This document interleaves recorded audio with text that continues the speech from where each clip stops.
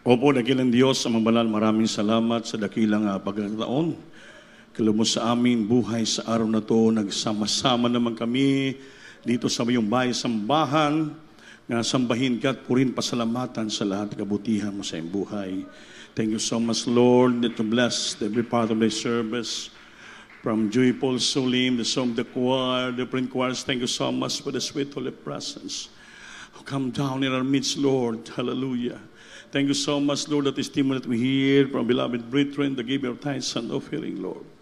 Lord, we see, O God, this moment, please anoint the humble servant to deliver with love and message to the brethren. I cannot do anything without you, Lord, not only my wisdom and knowledge.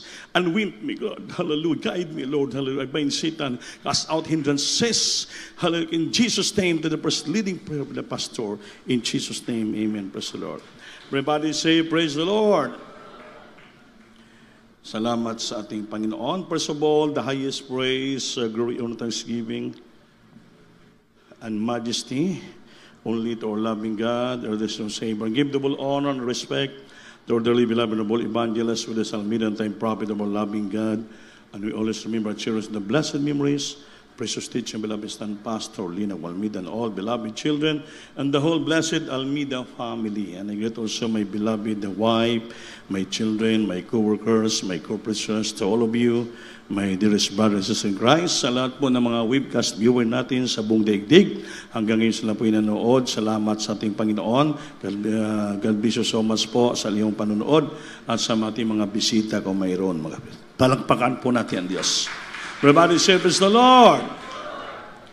Talagang pinagpala tayo dahil napakalamig ng ating sambahan. Amen. Maraming electric pa, no? Lahat tayo na mamaypay. Amen. Di bali pagdating ng araw sa langit, napakalamig. Amen. Everybody say, praise the Lord. Ako nga, pagkaakyat ko lang, pinawisan ako.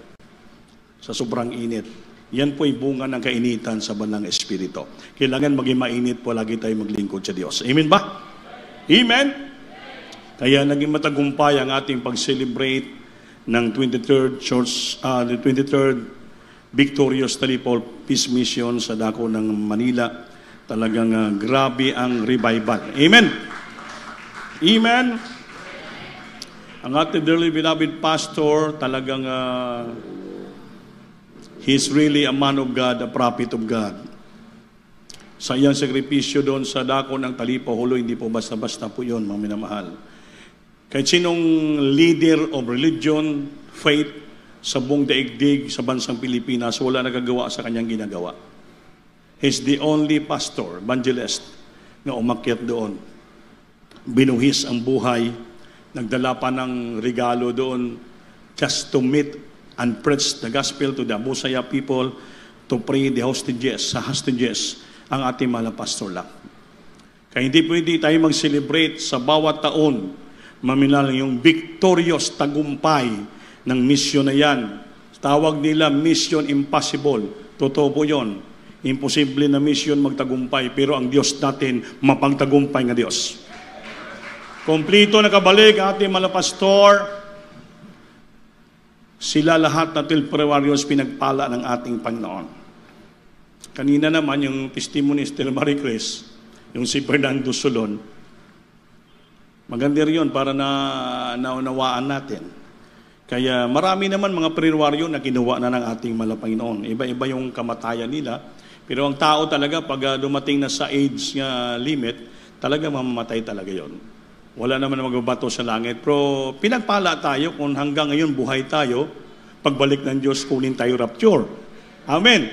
Pero dalawa naman ang kaligtasan. Either kukunin ka na matay, kasi sabi ni Pablo, for to me to live in Christ is to die is gain. Para sa akin, para nabuhay kay Kristo, ang kamatayan naman ay pakinabang. So, mamatay tayo ng kay Kristo, ay langit pa rin tayo. Pero the best kung balikan tayo na pinabuhay. Yung inaasam-asam po natin, the blessed hope, yung inatawag na rapture, na kunin tayo Diyos buhay dito, sa lupa, dalhin tayo sa kalangitan. Yan ang pinaka-the blessed hope. Amen? The blessed hope ng Kristiyano. That's why kung bakit tayo nag-antos, nagtitiis, nagsakripisyo, bumabalik sa sambahan, sumasamba sa Diyos, although napakahirap, mainit, maraming gastusan tayo sa paligid, but still, dito palagi tayo, atin na mannerism, mga minamahal na every Wednesday, Friday, Sunday, dito tayo sa gawain. Bakit po? Mayroon tayong hinihintay. Mayroon tayong mapalad na pag-asa. We have a blessed hope na hinihintay po natin. You're just always waiting that and looking for that blessed hope, the appearing of our great God and Savior Christ in the air, ang pagbalik ng ating Panginoon. Kaya kung di tayo madala sa langit, mga minamahal, pagdating ng rapture, kawawa po tayo dito sa lupa. Kawawa po tayo. So nakita natin na nakasulat sa Biblia na pagdating ng panahon, malapit tumalik ang Diyos, makarinig tayo ng gera. We have to hear war and rumors of wars. Nandiyan na. Earthquake in diverse places, famine, pestilences, gutom, mamatay ang mga tao, katatapos na natin ang virus. Ngayon may virus naman daw. Marami na mamatay sa virus, pestilences, ang tawag yun, pestilence. So, yung mga drought, famine, gutom, tungkol sa kahirapan, matitigas na yung mga lupa, wala na halos maani yung mga tao, nakikita na po tayo sa paligid. You hear wars and rumors of wars, andun na po. Hanggang ngayon, yung Russia at saka Ukraine, hindi pa tapos yung gira. Ngayon, yung Israel naman. Amen? So, hindi na natin mapigilan yan. Ang ating gawin na lang, we have to pray. Manalangin lang tayo, ipapray natin yung buong bansa, ipapray natin yung Israel, dahil yun po ang lugar ng holy place, lugar ng Panginoon, nga hindi magsidlak ng digmaan from Israel throughout the country, throughout the world. Kaya hanggang dito mo papiktuhan tayo. May isang kapatiran tumawag sa akin kagabi sa Amerika, nagpapare-request siya. Alam mo kuya, ang aming lugar dito, napalibutan na kami ng mga pulis. O bakit? Kasi, ang sabi ni Biden, masama daw yung taga-Pakistani, mga Palestine, amen. So marami pala mga Palestinian doon sa Amerika nakatira na mga mababait naman daw. Mga negosyante, mga mayaman, so nasakitan sila. That's why nag-rally sila. Bakit daw yun ang ginawa? Sinabi ni Biden. Kaya nasaktan sila. Dapat neutral lang. So nag-ano sila doon? Nag-rally. Nagalit sila. Natatakot na ngayon mga tao sa buong Amerika kay mga may pulis. Kaya anytime now, baka magkagulo ang buong daigdig. Pag umintra na ang Amerika, iintra na rin ang lahat ng mga allied countries, magkaroon ng Third World War. Matunaw ang buong daigdig. Amen? Lahat tayo matunaw dito, mga minamahal. Kaya we have to pray. Ang pinapakinggan ng ating Panginoon na mga panalangin, yung panalangin ng mga taong matuwid. The prayer of the righteous man availeth much. Only the righteous people nga prayer pinapakinggan ng Diyos. Bakit mga righteous? Mga matuwid, mga banal, mga perpekto, walang kasalanan, binago ng Diyos. That's why pag sila'y manalangin sa Panginoon, pakinggan sila ng ating Panginoon. Dahil wala pong hadlang, bara sa ilang mga puso dahil sila po ay naging justified ng Panginoon. Binago ang buhay nila.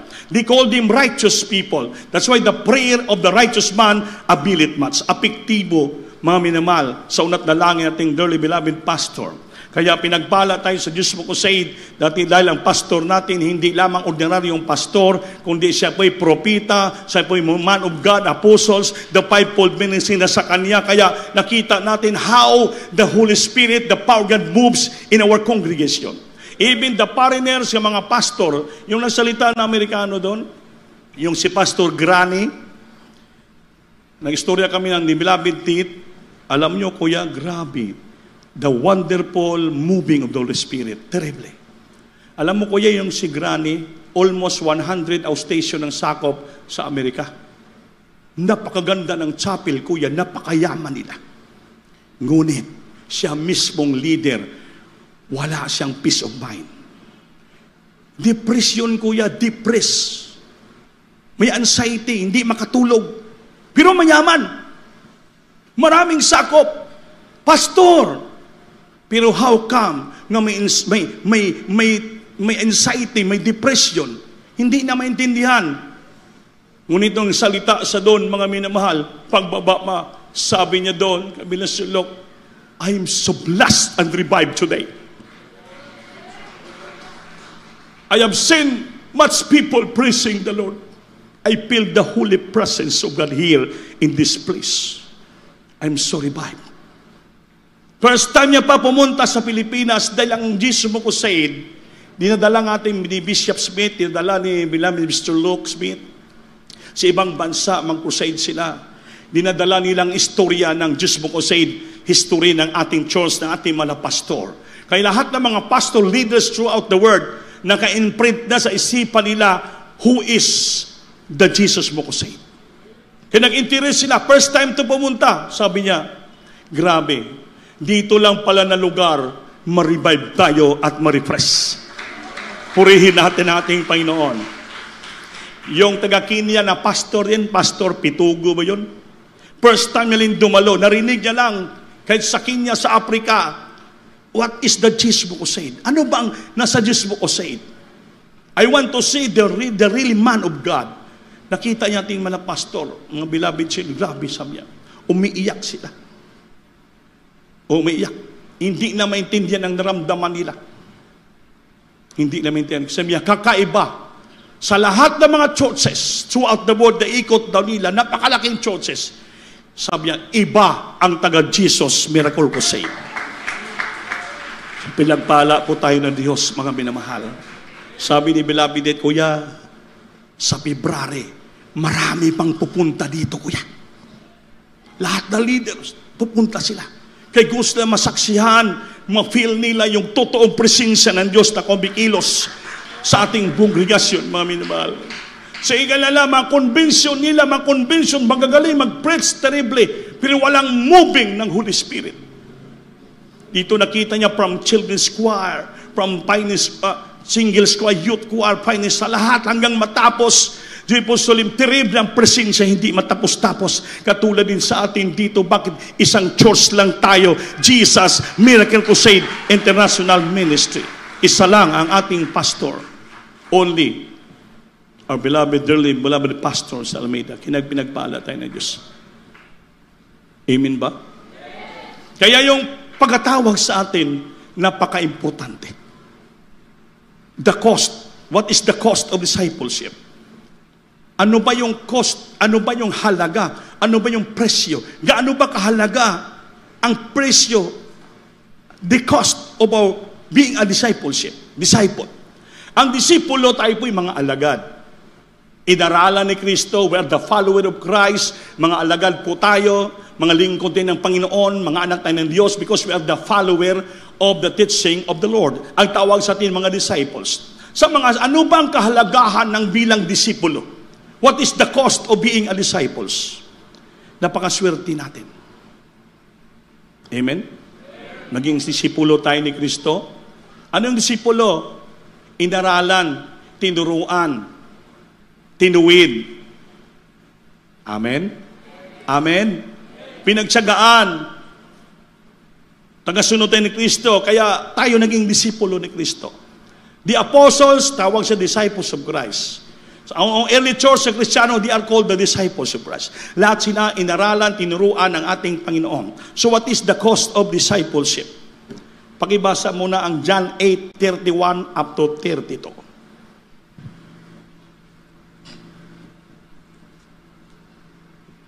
Praise the Lord. Sa aklat ng Juan, Kabanata 8, ang talata ay 31 hanggang 32.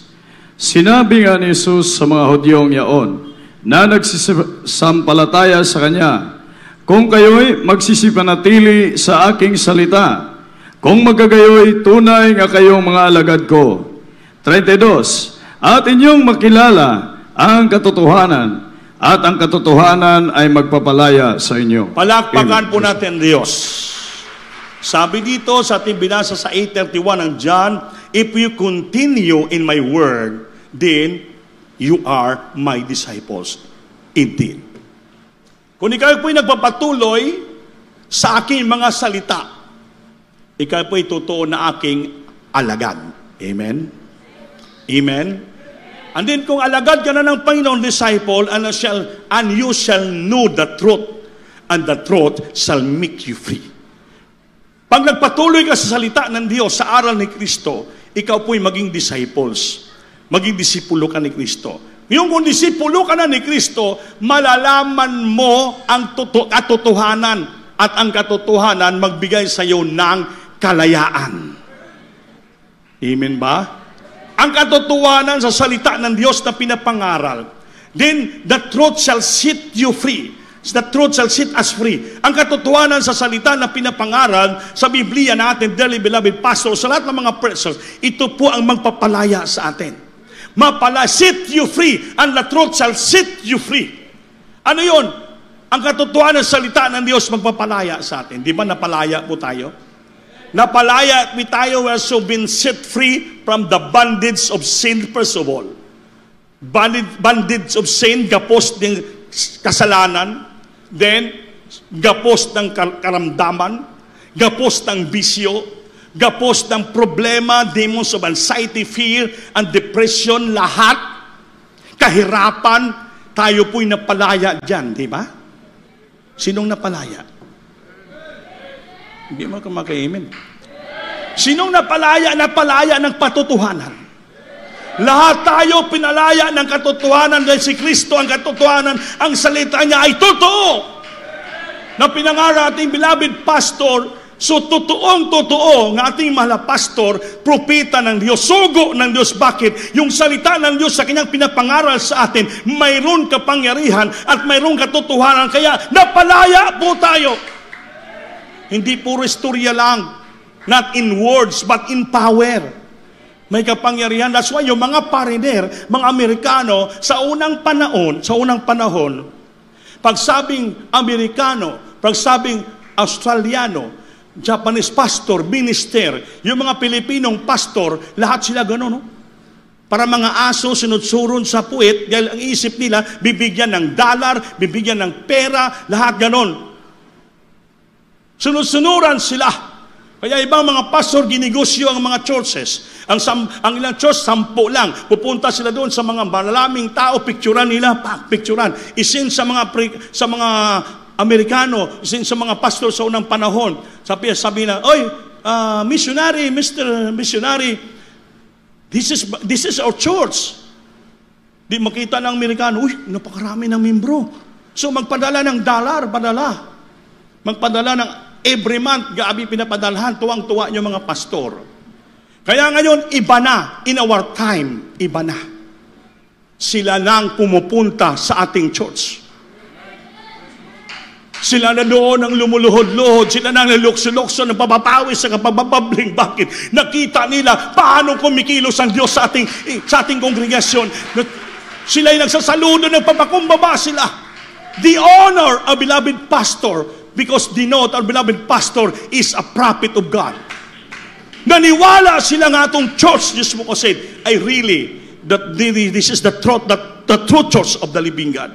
Kaya, saludo sila. Sila pupunta rito. Imagine, magkano gastusin nila? Yung isang pastor na Black American, nang umawit, si Pastor Granny, anong play doon yun? Grabing umawit, pinawisan, grabe, nagbababling, parang batang maliit. Katabi kami nagbabling. Sabi niya, parang bata eh. Bakit? Parang batang maliit. Noon, pagdating na sa Pilipinas, may sasabitan sila ng mga pastor, ng garland. Kalagpag ngayon dito sa church natin, wala. Doon lang sa lamisa namin sa harapan. Alam si dami yung pinapansin, kakamusta lang kami. Nakita lang yung mga preachers ng church naglumuluhod sa likod nila. Sila nakaupo. Panay ganun sila. Lahat nakaluhod. Yan ang wala sa kanila.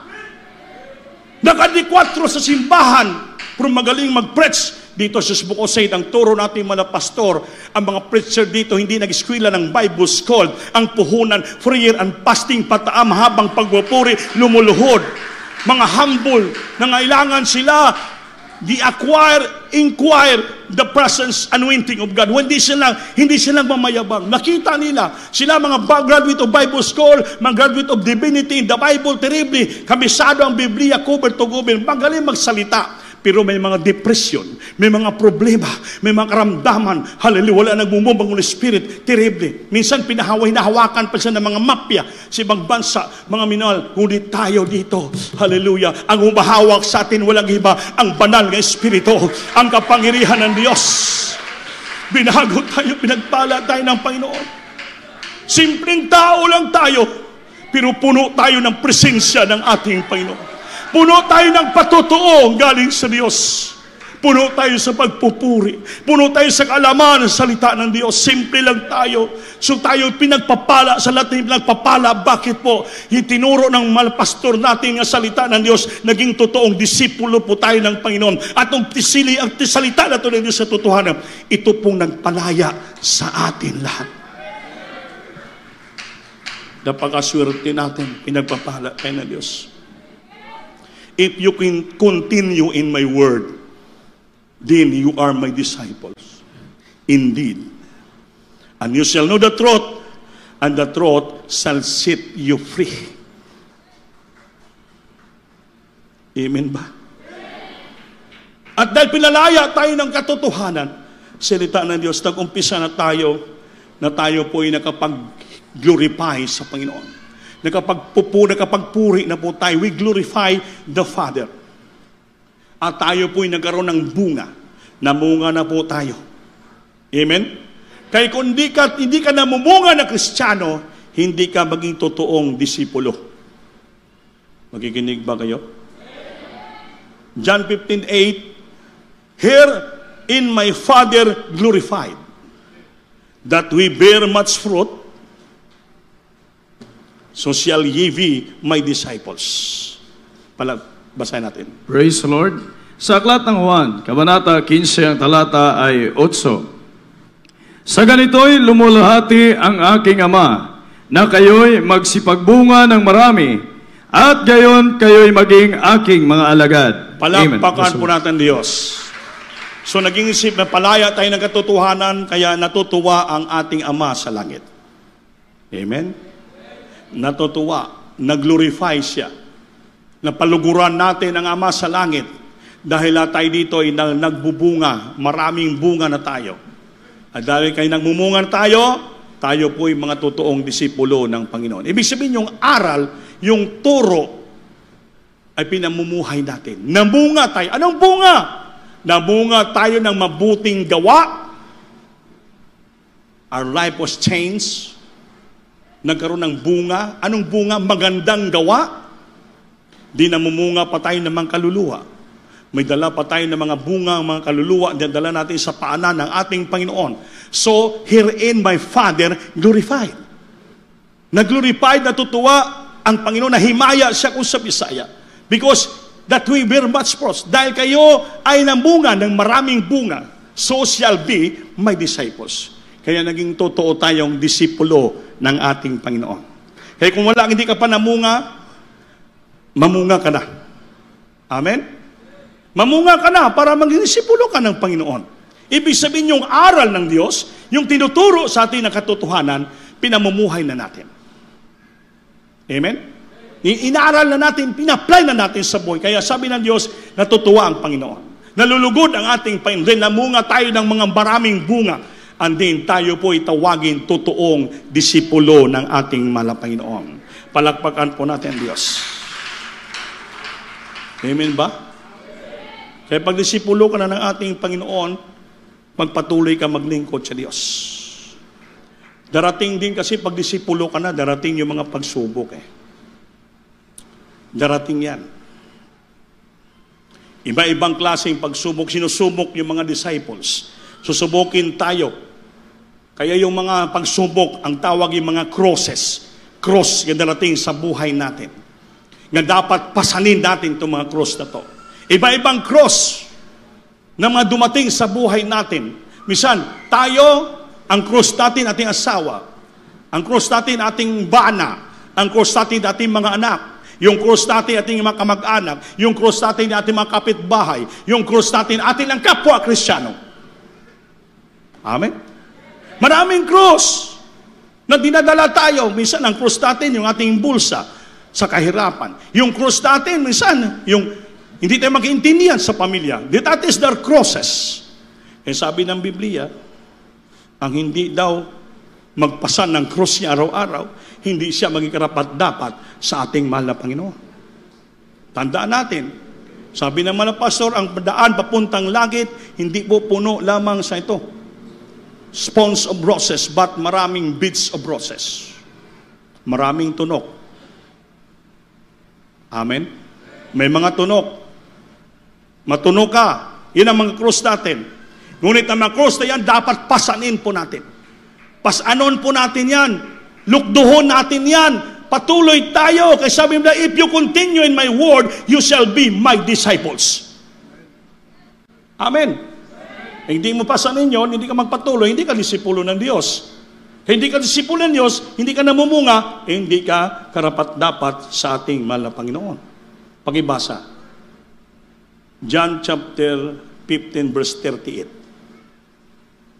Matthew Matthew siguro na. Matthew chapter 10 verse 37 up to 38. Nakikinig ba kayo? Praise the Lord. Sa aklat ng Mateo, Kabanata 10, ang talata ay 37 hanggang 38. Ang umiibig sa ama o sa ina ng higit kaysa akin ay hindi karapat-dapat sa akin. At ang umiibig sa anak na lalaki o anak na babae na higit kaysa akin ay hindi karapat-dapat sa akin. 38. At ang hindi nagpapasan ng kanyang cross at sumusunod sa akin ay hindi karapat-dapat sa akin. Palakpakan po natin Diyos. Ito po ang darating na crucial dito. Mga crucial time sa ating buhay. Eh kung minsan, sabi nga kay na Mr. Maricris, bakit namatay si Solomon? Brother Solomon. Dahil bumaba na sila sa bundok, na-survive sila, siya pang ginamit doon. Lumabas siya, nakita ng sundalo, na-rescue sila. Siya nakalabas. Ginamit siya ng Panginoon. Kumari, umuulan yun, parang lumabas siya, yung higaan niya, tinabunan ng mga habol, para hindi kumot, hindi ma-check ng Abu Sayyaf, kumplito sila. Lumabas siya, umuulan. Nakahubad nga siya eh. Ngayon, nakita siya ng sundalo. Binanatan siya, papapapak. Ang himala, hindi siya natamaan. Imagine ha, hindi siya natamaan. May isang kapatiran tayo ng membro ng Marines yun, Marines. Ay sir, stop! Yan, kasama yan sa 12 Warriors, kilala ko yun. Kapatiran natin. Ganun ba? Kaya, yan ang dahilan kung bakit na-rescue ang ating manapaso ng sundalo, ginamit si Brother Solomon. Na-rescue sila. Grabing tama, nakita talaga ng kapatiran ng Marines na patutuo eh. Tinatamaan si Solomon. Pero ang pakiramdam ni Solomon, parang mga, talsik lang ng damo. Wala siyang naramdaman. Pero kitang-kita ng kapatiran, tinatamaan siya. Bumabagay. Sir, yan ang prayer warrior kasama namin. Pero sabi ni Solomon, wala akong naramdaman. Grabe ang proteksyon ng Diyos. Sa grabing himala nangyari sa buhay niya, nang bumaba na sila, nakalimutan niya. Yun, dumating ang crucial time sa buhay. Crosses, pagsubok. Hindi niya napasaan ang cross. Mas minahal niya yung asawa, yung anak, yung pamilya, nakinig siya, dapat magtrabaho ka, kaya mahirap ang buhay niyo. Yun, pinakinggan niya. Dumating ang crosses sa buhay niya. Akala niya maganda ng trabaho niya, pero tandaan mo, tinawag siya ng Diyos maging disipulo. Inaralan siya, naging prayer warrior. Hindi po basta-basta na kuling po yun. Nalampasan niyang kamatayan sa bundok ng Talipaw, bala nalampasan niya. Pero pagdating sa baba, hindi niya nalampasan yung intriga. Then sabi ng Biblia, he that loveth father, or mother, or sister, more than me, you're not worthy of me. Tanda natin yan. Kung mahal mo yung ama mo, ina mo, kapatid na babae, lalaki mo, lahat, anak mo, nga mahigit sa akin. Hindi ka karapat dapat sa akin, sabi ng Diyos. Bantayan po natin yan. He that loveth father more than me is not worthy of me. And he that loveth son or daughter more than me is not worthy of me. And he that taketh not his cross and followeth after me is not worthy of me. Marami kang papipilian yan. Ngayon, sa pagkatawag sa Diyos bilang disipulo, anak ng Diyos, nagbilang nilang tanaon, gabi, several times dumating sa buhay mo, maraming himala. Maraming milagro, pinatunan Diyos sa iyo nga siya'y buhay nga Diyos. Ngayon, bantayan natin itong mga pagsubok dumating sa buhay natin.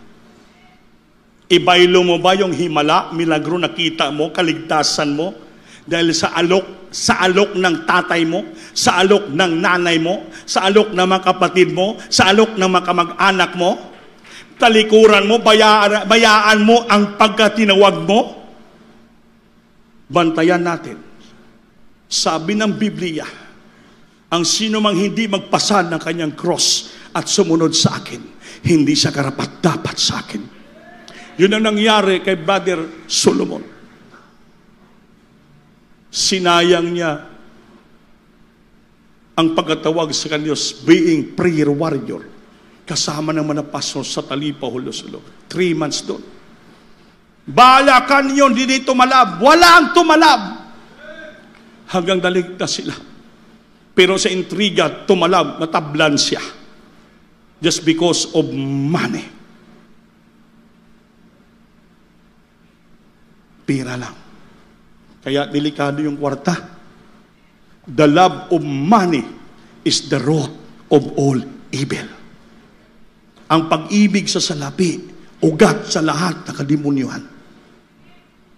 Minsan maibaylo mo ang imong kaligtasan. Just because of money, hindi ka na ganahan sumamba. Hindi ka na ganahan sumamba ng Miyerkules, Biyernes, Linggo just because of money. Just because of transaction. Tandaan po natin yan. Yan ang nangyari kay Solomon. Nakalimutan niya ang terribling hibala ng Diyos binigay sa buhay niya. Kung linigtas ka ng Diyos sa bala, sa mga abuso niya, terrible ni basta-basta. Kayang-kaya ka pakainin ng Diyos. Mahirap yung bala na hindi mo masalo. Hindi mo maharangan. Mainit yun, mamatay ka. Mabutas yung katawan mo. Ngunit, sinagang ng Diyos. Ngayon, yan lang bulsa pangilangan mo, hindi kaya ibigay ng Diyos. Simple lang po yan. Nakalimutan natin yung Matthew 6:33. But seek ye first the kingdom of God and His righteousness, and all these things shall be added unto you. Nakalimutan natin, unahin natin ang panghanap, ang kaharian Diyos at katuwiran.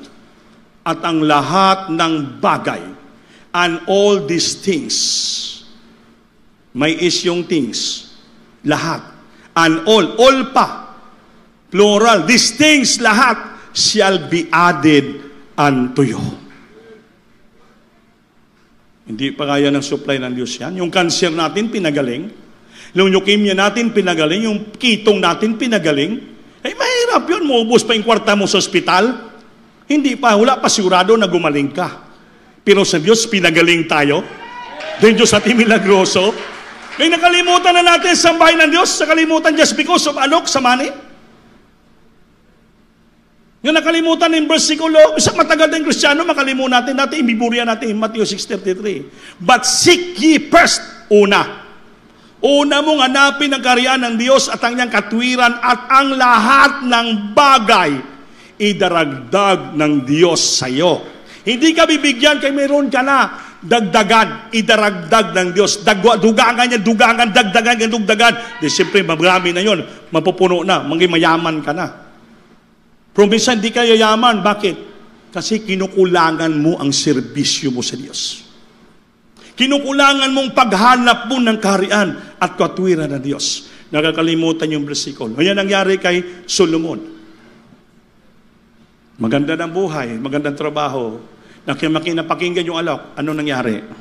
Nagkasakit. Nagkasakit! Wala na. Hanggang bago magmatay, sabi ni Brother Danny, para maibalik mong dati mong buhay spiritual, pre-warrior, maraming tumatawag siya nagpapaprayer, request. Sige, isa-isayin mo na hanap. Before siya namatay, nagsisi, lumuhod, ipaglilihan siya pa lahat. Pero wala na. Jesus name, Jesus name. At least, before his last breath, na ibalik niya muna ginagawa niya dati sa Diyos. Konsolasyon na lang yon. Kumbaga ko na lang. Para lang mapatawad siya ng Diyos. Nga at least, pagpikit ng kanyang mata, paghinto ng kanyang hininga, pagising niya, nasa piling pa rin siya ng ating mahal na Panginoon. Konsolasyon na lang yon. Amen? Pero sayang, dapat hindi pa siya namatay. Wala tayong magawa. Yun ang buhay ng Kristo. Kaya may aral. May aral. Huwag natin pabayaan ang ating unang relasyon, pag-ibig sa ating Panginoon. Palakpakan natin Diyos, maminman. Gaano man kadaming cross nagabot sa buhay mo, pasana. Pasana. Dada sa simbahan. Alsaha. From your home, from your house, alsaha. Dalhin mo dito pag Miyerkules. Dalhin mo dito pag Biyernes. Dalhin mo dito pag Linggo. Ilagay mo sa tabi mo. Purihin mo ang Diyos. Sambahin mo ang Panginoon. Umiyak ko sa Diyos. Lord, ang krus dala ko, ibigay ko sa iyo. Dahil sa krus mo kami naligtas. Kaya mga krus ko sa buhay, ibibigay ko sa iyo. Dahil una mo nang pinasaan ang aking krus, dahil ang krus ko sa buhay, ibigay ko sa iyo. Hindi ko kaya, Lord. Ikaw lang makakaya nito. Pangawakan mo ako. Tulungan mo ako. Huwag kang tumalikod sa Diyos. Ay ang mga itatod sa kabigat ng krus, kaya dala mo, huwag kang tatalikod. Huwag kang huminto. Huwag kang lumihis sa kanan at sa kaliwa. Tuwing street ka, patuloy lang kapatid, patuloy lang. Sabi ng Biblia, if you continue in my word, if you continue in my word, you shall be my disciple indeed. And you shall know the truth, and the truth shall set you free. The truth shall set you free from problems, from trials, financial, physical, lahat ng the truth shall set you free. Huwag kang huminto. Huwag kang tumalikod. Kaya sabi ng Biblia, katapusan ng bersikulo, Hebrews chapter 10, verse 31, italon sa 38. Praise the Lord. Sa aklat ng mga Hebreo, Kabanata 10, ang talata ay 31 hanggang 38. Kakilakilabot na bagay ang mahulog sa mga kamay ng Diyos sa buhay. 32. Datapwad. 38, ilukso. Diretso sa 38. Ngunit ang aking lingkod na matuwid ay mabubuhay sa pananampalataya. At kung siya ay umurong, ay hindi kalulugdan ng aking kaluluwa. Palakpakan ng Diyos. Hebrews 10:31, kakilakilabot na bagay ang mahulog sa mga kamay ng Diyos nga buhay. It is a fearful thing to fall into the hands of the living God. Hindi basta-basta. Pang mahulog ka, mawala ka sa kamay ng Diyos, it is a fearful thing, kakilakilabot, ngilingig na bagay. Di wala lang sasalo sa iyo, walang ibang demonyo. Tanda natin, mga minamahal. Din kung tatalikod ka, sa Biblia, ngunit ang aking lingkod na matuwid ay mabubuhay sa panampalataya. At kung siya ay umurong, aatras, tatalikod, ay hindi kalulugdan ng aking kaluluwa. Now the just shall live by faith. But if any man draw back, my soul shall have no pleasure in him. Ang kaluluwa ng Diyos hindi na matutuwa sa iyo pag ikaw ay uurong, tatalikod ka. Ngilingig ka bagay, kakilakalabot ka bagay. Nakatakot ka bagay, mahulog tayo sa kamay ng Diyos, pamilama. Tandaan po natin. Yan po ang halaga ng magiging disipulo at anak ng Diyos. Ang halaga, the value, the cost of self-possession. Kailangan huwag kang mahulog, huwag kang umurong sa paglingkod. Patuloy lang. Kahit mahirap, kahit mabigat, maraming problema, maraming crosses sa buhay. Ayaw kalimti ang Diyos. Huwag mo kalimutan ang milagro kabutinos binigay sa muya bago mo pa siya nakilala.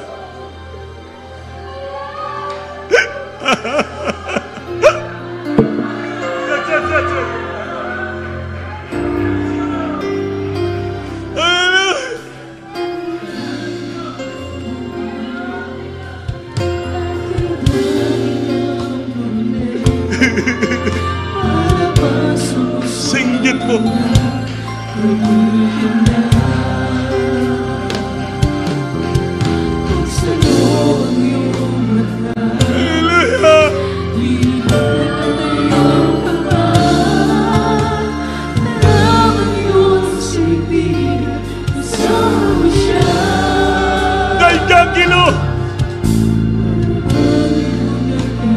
Samtang mensahe sa awit.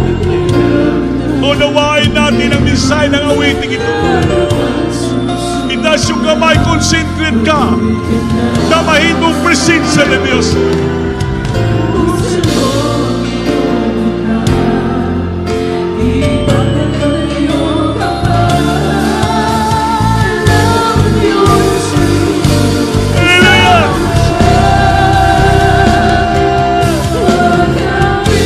Bibitaw, ayaw, magsasawa, huwag kang mababagod, huwag kang lalayo, huwag kang maghina.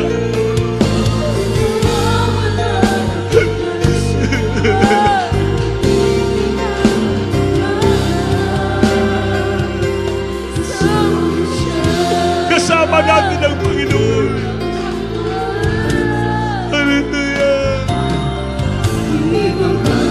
Ibabangon ka ng muli. Kung ikaw nagkamali, itatayo ka niya sa tuwing madarapa. Malayo ating marating.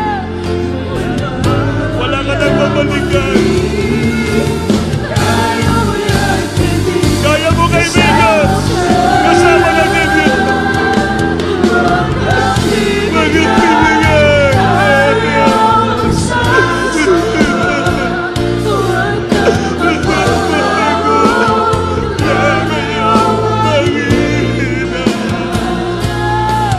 Gagamitin ka pa ng Diyos.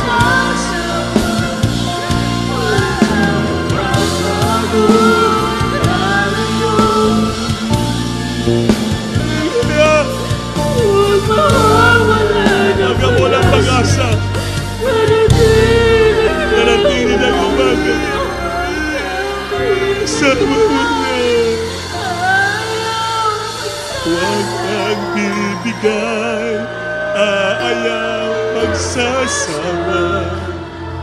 Huwag kang mapapagod, lalayo Panginoon. Gagamitin ka pa ng Diyos. Mahal ka na. Singit mo! Bibigay, ayaw magsasawa. Huwag kang mapapagod, lalayo Panginoon. Walang pag-asa, darating din ang umaga. Kasama mo siya. Kasamahan tayo ng Diyos. Samahan tayo ng Diyos. Huwag ka lang huminto. Huwag kang umurong. Huwag kang tumalikod. Patuloy lang. Pasanin mo yung cross. Hallelujah. Kasama natin ng Diyos. Samahan tayo ng Diyos. Kaya tayo pabayaan, minamahal, sa bawat kabigatan, sa bawat problema, sa bawat krus nating pinapasan. Hindi po tayo pabayaan ng Diyos. Sasamahan niya tayo palagi. Patuloy lang tayo. Hanapin palagi natin ang kaharian katwiran ng Diyos. At ang lahat ng bagay idaragdag sa atin. Hindi tayo pabayaan, mamamahal. Hallelujah! Hallelujah! Habang naramdaman natin ang presensya ng Diyos, maminamahal, ilagay niyo sa isipan yung salita ng Diyos nga presko palagi. Yan ang ating gabay. Dahil tayo mga disipulo ng Panginoon. Alagad tayo ng Diyos. Mga tinuruan tayo. Tagasunod tayo ng Panginoon. Sabi ng Biblia, kung ikaw magpatuloy sa aking salita, ikaw ay aking maging alagad. At kung alagad ka, malaman mong katotohanan, ang katotohanan magpalaya sa iyo. At matutuwa ang ating Ama sa langit kung tayo po'y mamumunga. At kung mamunga tayo, tayong totoo nga tinunan at alagad ng Diyos. Lutasin niya ating problema. Hindi tayo pababayaan. Huwag lang tayo bumigay. Huwag lumayo. Huwag mapapagod. Hallelujah. Kasama natin.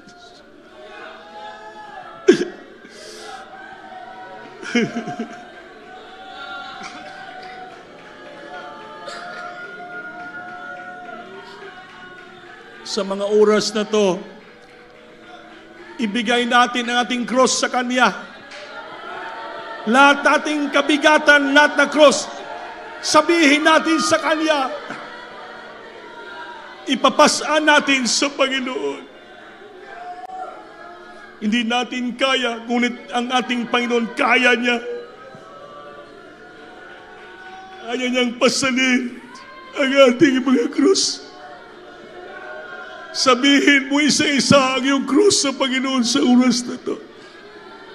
Abang tayo dumadalangin, pupunakin ng Diyos sa mamalal sa pangalan mo, mahal na Panginoon. Nakikita mo ang bawat mabibigat na krus na dala ng mga anak mo, Lord. Alam mo ang ilang kabigatan, mga problema sa buhay.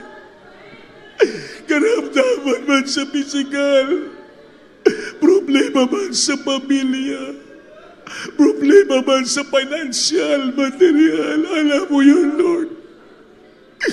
Ibinibigay namin sa iyo ang kabigatan ng krus na nanagatawan mo. Pasanin mo, Lord, ang maging magaan para sa kanila. Lutasin mo ang ilang problema. Tulungan mo sila. Financially, materially, physically, spiritually, Lord. Hold them tightly, serve you, my God. To the first leading prayer, mga pastor, In Jesus' name, sing it. Hallelujah. Hallelujah. Patong kamay niya, isa si ulo, isa nakataas. Kung may problema ka, dalawang kamay itaas. Ating sabihin sa Panginoon at ilihas natin ating sarili with all power and authority. Upo na kilang Diyos sa mabalas sa pangalan mo, mahal na Panginoon, sa mga oras na to. Ibaba ang iyong kapangyarihan sa aming kalagitnaan. Sinadalangin mo na, Pastor, I bind the power of darkness. Demons, infirmity, sickness, and diseases cast out from thy children right now in the mighty name of Jesus. Be healed, be healed, be healed right now. Problem is, bless thy children financially, physically. Heal their sicknesses, Lord. So the problem, bless them so much financially, physically, spiritual, Lord. Strengthen their faith, hold them, Lord, tightly in their faith in serving you. In Jesus' name, receive healing, problem solving in Jesus' name. Hallelujah, hallelujah, hallelujah. Palakpakan natin ang Diyos, paminamahal. Lahat tayo tumayo. Taas yung kamay, malakas na sigaw. Galing sa puso, ipaabot natin sa Panginoon. Hallelujah, Lord! Hallelujah, Lord! Hallelujah, Lord! Amen. Maraming salamat sa ating Panginoon. Mga minamahal, huwag mag-absent. Yan palagi ginabilin ng ating malapastor noon pa man. Nga sabihin nyo talaga, mga beloved preachers sa mga kapatiran, na huwag mag-absent. Pagsikapan natin, maningkamot kita may suon, unahin natin palagi pagpangita ang kaharian at katwiran ng Diyos upang lahat ng bagay idaragdag sa Diyos, pagpapalain tayo.